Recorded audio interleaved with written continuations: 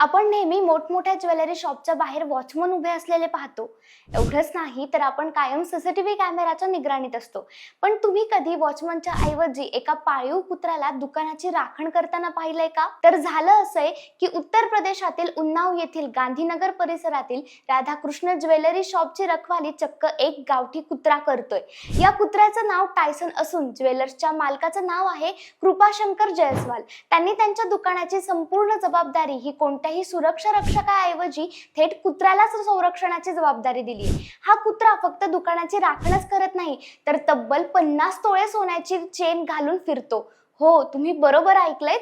या कुत्र्याच्या गळ्यात सगळ्यात महागडी चेन आहे.